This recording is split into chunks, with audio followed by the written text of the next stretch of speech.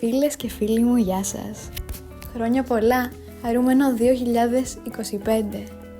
Ευχαριστούμε πάρα πολύ για όλα τα σχόλια και τις ευχές που μας στείλατε μέσα στις γιορτές.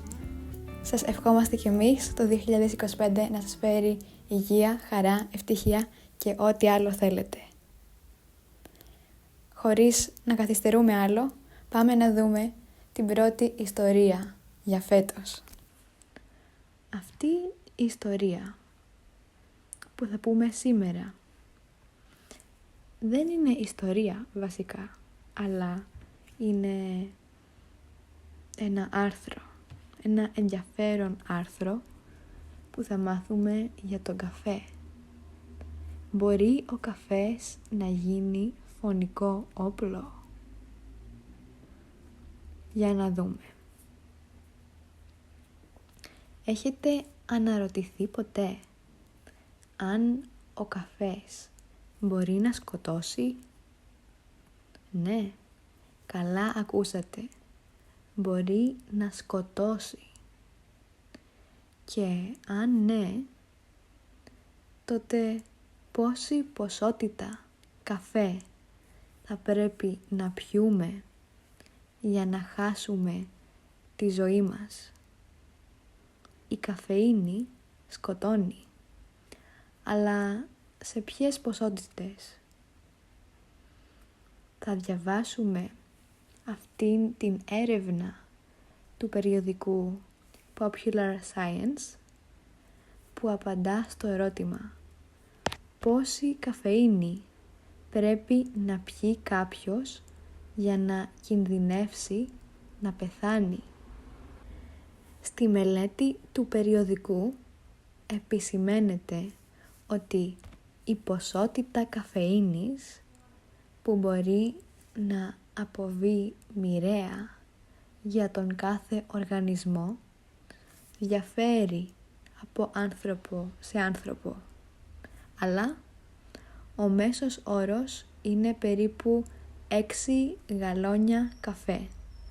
Πιο απλά, εάν κάποιος καταφέρει και πιει μονομίας 26,5 λίτρα καφέ, η ποσότητα καφεΐνης που θα μπει μέσα του είναι ικανή να τον σκοτώσει.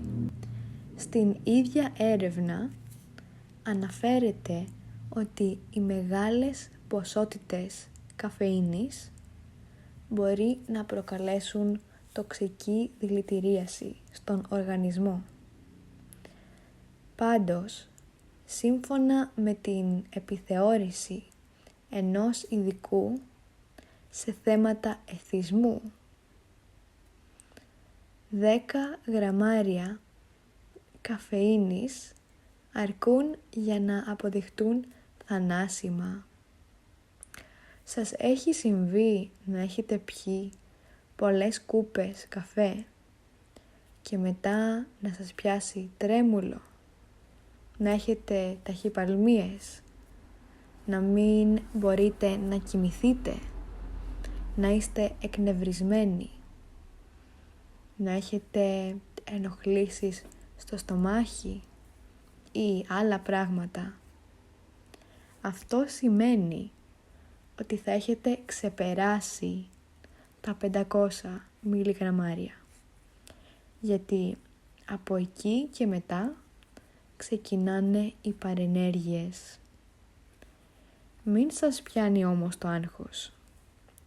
Κάποιος που καταναλώνει ακόμη και 4 κούπες καφέ την ημέρα προσλαμβάνει καφεΐνη 200 μιλιγραμμαρίων. Άλλωστε, η έρευνα αναφέρει ότι παίζουν ρόλο και άλλοι παράγοντες, όπως το κάπνισμα, η κατανάλωση αλκοόλ, το κατά πόσο ο οργανισμός βρίσκεται σε καλή κατάσταση και φόρμα ή κληρονομικοί παράγοντες. Αυτό βέβαια δεν σημαίνει ότι ο καφές από μόνος του δεν είναι ικανός παράγοντας για να βλάψει σημαντικά την υγεία σας. Απλά ο συνδυασμός του με κάποιον από τους παράγοντες που αναφέραμε πριν γίνεται καταστρεπτικός. Τι κάνετε λοιπόν? Το σίγουρο είναι πως σε όλα τα πράγματα, ακόμη και στον καφέ, χρειάζεται μέτρο.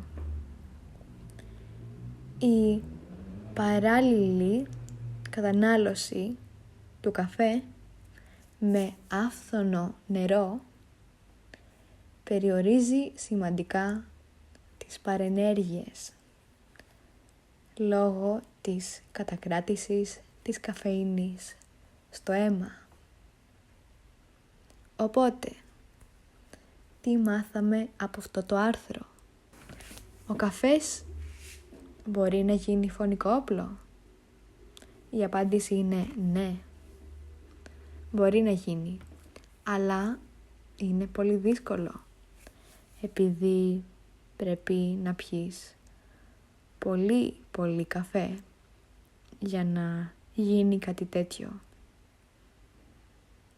Και αν καπνίζεις, πίνεις αλκοόλ, δεν είσαι σε φόρμα, ή αν έχεις γονίδια, αν έχεις κληρονομήσει γονίδια που δεν βοηθάνε,